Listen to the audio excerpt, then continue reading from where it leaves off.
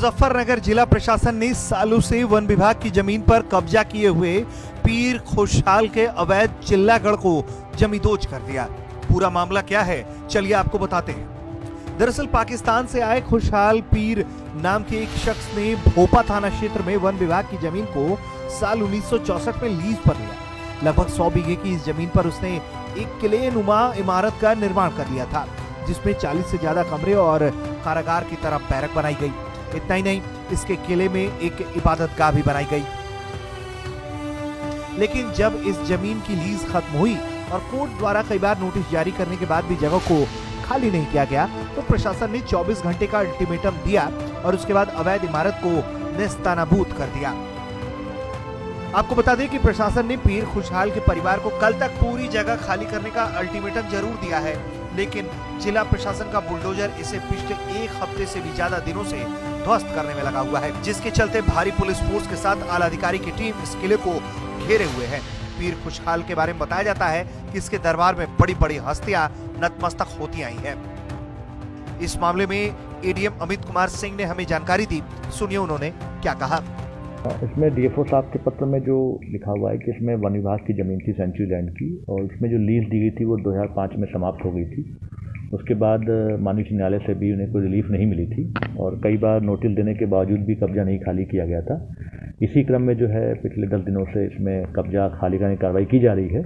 काफ़ी सारा अतिक्रमण हट चुका है। जो उनके आवासीय परिसर थे उसमें भी पिछले 3 दिनों से काफ़ी सारा सामान निकल चुका है। आज उनको लास्ट अंतिम दिन उनको दिया गया है कि आज वो अपना सारा सामान निकाल के, और उसमें 6 कमरों का चाबी 7 कमरों का वन विभाग के पास आ गया है। अन्य जो कमरे हैं उसको भी आज खाली करा के समस्त भूमि कब्जा जो है वन विभाग ऑलरेडी ले चुका है। केवल आवासीय परिसर खाली हो रहे हैं, उसको भी कब्जा लेने की कार्रवाई की जा रही है। सर, कितने आवास है और कितने अभी तक हटाए जा चुके हैं? उसमें अभी लगभग 40 कमरे थे जो बैरक के रूप में थे। किचन, टॉयलेट, ये सब जो है ध्वस्त हो चुके हैं। आवासीय परिसर में भी उनका कुछ सामान था वो निकल रहा है।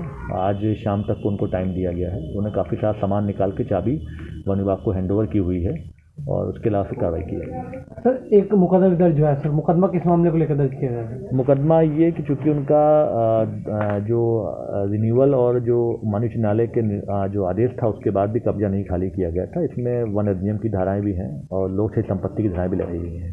सर, पहला क्या था जमीन पे? जो ये एक्चुअली सेंचुरी लैंड थी, लगभग 100 बीघे के आसपास की, लीज पे दी गई थी गवर्नमेंट द्वारा। वो लीज 2005 में समाप्त हो गई थी। उसका रिन्यूअल 2 बार कैंसिल हुआ था और माननीय उच्च न्यायालय से भी कोई रिलीफ नहीं मिली थी। तो फाइनली माननीय उच्च न्यायालय का जो निर्णय है उसी क्रम में कब्जा खाली करा। सर, जो मुकदमा दर्ज है किन लोगों पर हुआ, क्या नाम है लोगों के? नाम की जानकारी नहीं है, लेकिन 2 ज्ञात और 1 अज्ञात लोगों पे इसमें लोक से संपत्ति और भारतीय वन अधिनियम धारा में मुकदमा कायम हुआ है।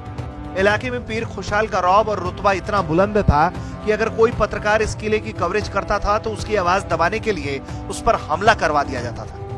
आपको बता दें कि 2017 में पीर खुशहाल की बीमारी के चलते मौत हो चुकी है। इसके बाद उसके परिजनों ने इसी जमीन पर उसकी मजार तक बना डाली। मुजफ्फरनगर से संदीप सैनी के साथ यूपी तक।